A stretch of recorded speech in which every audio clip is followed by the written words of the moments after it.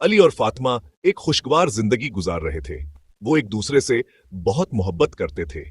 उनकी शादी को 10 साल हो चुके थे, लेकिन उनकी जिंदगी में एक एक कमी थी। अली एक ईमानदार और मेहनती इंसान था। एक छोटी सी दुकान पर काम करता था।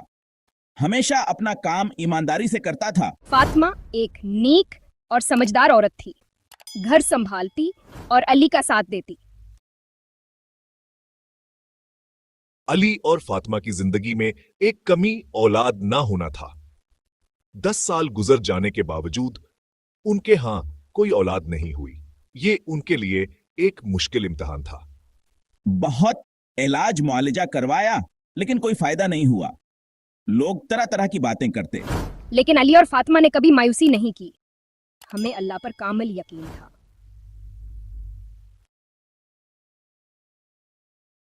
अली मेहनत करता और फातिमा घर संभालती।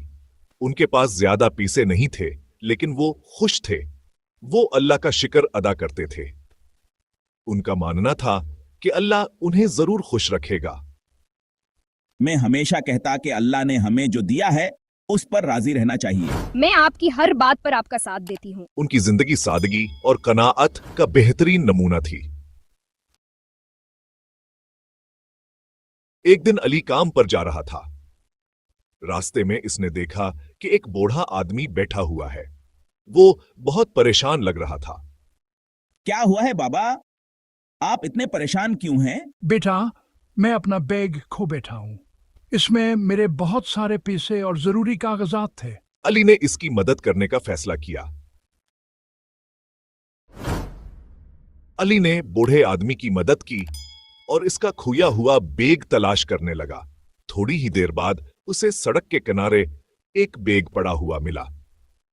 ये तो वही बैग लगता है जिसका जिक्र बूढ़े आदमी ने किया था। इसने बैग उठाया और उसे खोलकर देखा। बैग पैसों और कागजात से भरा हुआ था। अली समझ गया कि ये वही बैग है जो बूढ़े आदमी ने खोया है। मुझे ख्याल आया कि क्यों ना ये बैग अपने पास रख लूं और पैसे रख लूं, लेकिन नहीं, ये ठीक नहीं होगा। इसने अपने आप को रोका। अली ने बूढ़े आदमी को बुलाया और उसे उसका बैग वापस कर दिया। बूढ़ा आदमी बहुत खुश हुआ। बेटा, तुमने मेरी बहुत बड़ी मदद की है। शुक्रिया। शुक्रिया की कोई बात नहीं बाबा, ये मेरा फर्ज था। इसने अली को इनाम देना चाहा, लेकिन अली ने लेने से इनकार कर दिया। अल्लाह ताला तुम जैसी ईमानदार औलाद मुझे जरूर अता फरमाए। बूढ़े आदमी की दुआ रंग लाई। कुछ ही अरसे बाद अल्लाह ताला ने अली और फातिमा को औलाद की नेमत से नवाजा। उनकी खुशी की इंतहा न रही। अल्लाह ताला ईमानदार और नेक बंदों को कभी मायूस नहीं करता।